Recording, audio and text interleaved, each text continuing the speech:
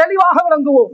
இந்த யாரு சரி எங்க வீட்டுக்கு வாரண்டா, நாங்க கோல் பண்ணினா முதலாவது சொல்ற விஷயம், நாங்க இந்த பிரயாணத்துல இருக்கிறோம் அல்லது நாங்க இந்த இடத்துக்கு போக போறோம், வேறொன்றுமல்ல விருந்தோம்பல இல்லாமல் செய்யறதுக்காக வேண்டி. கண்ணியமானவர்களே, இது இப்ராஹிம் அலைஹிஸ்ஸலாம் அவர்களுடைய வாழ்க்கையில் நாம் படிக்க வேண்டிய பாடம். இப்ராஹிம் அலைஹிஸ்ஸலாம் அவங்களை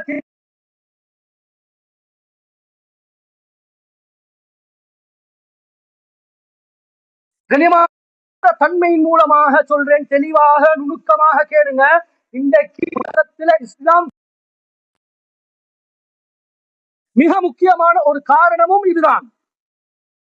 1992 ஆண்டு துருக்கிஸ்தான் நாட்டை சேர்ந்த ஒரு மனிதர் சொல்கிறார், துருக்கி நாட்டுக்கு என்னுடைய மனைவி, என்னுடைய வயது முதிர்ந்த பெற்றோர்கள், என்னுடைய 2 குழந்தைகளோடு சேர்ந்து ஒரு சுற்றுலா போகணும்.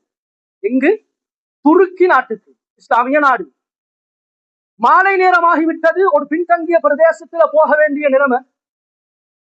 கண்ணியமானவர்களே, அங்கு விசாரித்து பார்த்தால் தங்குவதற்கு ஹோட்டல்ஸ், அங்கு எந்த விதமான சாப்பாட்டுக்கும் தயார் இல்லை, ஏற்பாடுகள் இல்லை.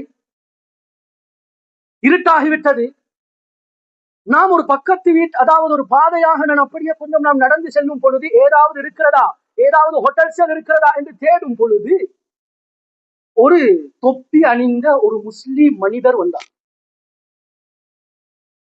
அவரிடத்துல நாம் கேட்டோம், இங்கு ஏதாவது சாப்பாட்டுக்குண்டான ஏற்பாடுகள் இருக்கிறதா?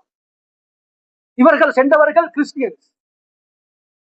அங்கு எந்த விதமான சொன்னார், இது பின்தங்கிய பிரதேசம், இங்கு நினைத்தது போல் இங்கு கடைகள் இருக்க மாட்டாது, நீங்கள் ஒரு வேலை செய்யுங்கள், எங்களுடைய வீட்டுக்கு வாருங்கள், எங்களுடைய வீட்டில் தங்கிவிட்டு இரு காலையானதும் உங்களுக்கு இந்த பிரதேசத்தில் இருந்து தூர செல்லும் பொழுது அதற்குண்டான ஏற்பாடுகள் இருக்கிறது என்று சொல்லி எங்களை வீட்டுக்கு கூட்டிக் கொண்டு போனார். கண்ணியமானவர்களே, தெளிவாக நுணுக்கமாக விளங்குவோம். 1992 ஆண்டு நடந்த சம்பவம். இப்பொழுது பல காலங்கள், இப்பொழுது அவர் சொல்லுகிறார், அந்த மனிதர் சொல்கிறார், இரவுடைய நேரமானது, ஏதோ சிறிய சாப்பாடுகளை எங்களுக்கு சாப்பிடவும் முடியாது, பழக்கமும் இல்லை, அப்படியாப்பட்ட சாப்பாடுகளை செஞ்சு முன்னால வச்சாரு. எனவே நாமும் என்னுடைய 2 பெற்றோர்களும், வயது முதிர்ந்தவர்கள், மனைவி, 2 பிள்ளைகளும் சாப்பிட்டோம். இஷா, அதாவது இரவுடைய நேரமா சாப்பிட்டதன் பின்னால் அவர் சொன்னார், ஒரு அறையை காட்டி, சிறிய வீடு ஒரு அறையை காட்டி சொன்னார், இந்த அறையில் நீங்கள் தங்கிக் கொள்ளுங்கள், நாம் இதற்கு பின்னால் ஒரு அறை இருக்கிறது, நாம் அங்கு தங்கிக் கொள்கிறோம். இப்பொழுது இரவு கழித்தோம். இரவுல காலையில் எழுந்தி அவசரமாக நாம் பிரயாணம் செய்வதற்குண்டான ஏற்பாடுகளை செய்து கதவை திறந்து பார்த்தால் கடுமையான அதாவது குளிர், அதாவது பனி மூட்டமாக இருக்கிறது. அவரும், வீட்டு சொந்தக்காரரும், மனைவியும், அவருடைய 2 குழந்தைகளும் மரத்துக்கு கீழால், வீட்டுக்கு முன்னால் இருக்கக்கூடிய மரத்துக்கு கீழால் தங்கி கொண்டிருக்கிறார்கள்.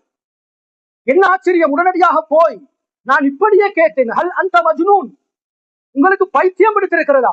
எங்களுக்கு வீட்டை தந்துவிட்டு நீங்கள் மரத்துக்கு கீழால் தூங்கி கொண்டிருக்கிறீர்கள்.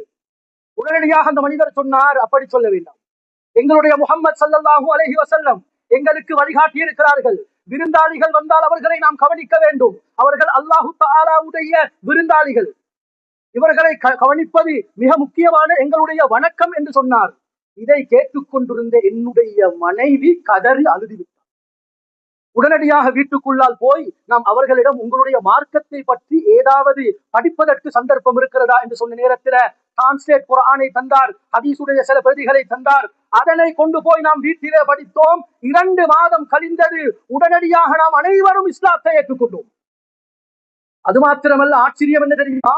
அவர் சொல்லுகிறார், இன்று துருக்கிஸ்தான்ல என்னுடைய கையால 1000க்கும் மேற்பட்டவர்கள் இஸ்லாத்துக்கு வந்திருக்கிறார்கள். இதற்காக வேண்டி சாபனி மர்கஸன் இஸ்லாமியன் ஃபீஹி, அதிலே இஸ்லாமிய ஒரு மர்கஸ, இஸ்லாமிய ஒரு கேந்திர ஸ்தலத்தை நான் இப்பொழுது கட்டி கொண்டிருக்கிறேன், அவர்களை இஸ்லாத்தை படித்துக் கொடுப்பதற்காக வேண்டி. கண்ணியமான சகோதரர்களே, என்ன ஒரு குடும்பம் அந்த குளிர்ல, அந்த மரத்துக்கு கீழால ஒரு 6 மணித்தேயாலம் செய்த தியாகம் ஆயிரக்கணக்கான மக்கள், லட்சக்கணக்கான மக்கள் சாறை சாயாக இன்றும் கூட இஸ்லாத்துக்கு வந்து கொண்டிருக்கிறார்கள் என்றால், கண்ணியமான சகோதரர்களே, விருந்தோம்பல் என்பது எங்களுடைய முஸ்லிம்களுக்கு மாத்திரமல்ல, அது யாராக இருந்தாலும் விருந்தோம்பலை சகோதரர்களே நாம் மன தூய்மையோடு செய்யும் பொழுது நிச்சயமாக அல்லாஹ் இஸ்லாத்துடைய பெரிய மறுமலர்ச்சி அல்லாஹ் உண்டாக்குவான். எனவே நாம் படிக்க வேண்டிய மிக முக்கியமான பாடம் இந்த இப்ராஹிம் அலைஹிஸ்ஸலாம் அவர்களுடைய வாழ்க்கையிலிருந்து அல் இஹ்சான் வத்தியாஃபா.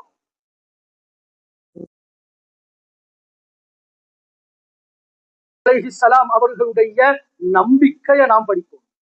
இப்ராஹிம் அலைஹிஸ்ஸலாம் அவர்களுடைய நம்பிக்கைய, அந்த ஈமான மாத்திரம் நாங்க படிச்சுட்டோம்டா சகோதரர்களே, உலக வாழ்க்கை, உலகத்துல சுத்தி இருக்கக்கூடிய எல்லா செயல்களும் சிறுசாகி, கண்ணியமானவர்களே, அல்லாஹுடைய உதவியோடு, நேரடி டிரெக்ட் உதவியோடு இந்த பூமிக்கு மேலால வாழலாம். இப்ராஹிம் அலைஹிஸ்ஸலாம் இன்னி அஸ்கந்து சொன்னார்கள், யா அல்லாஹ்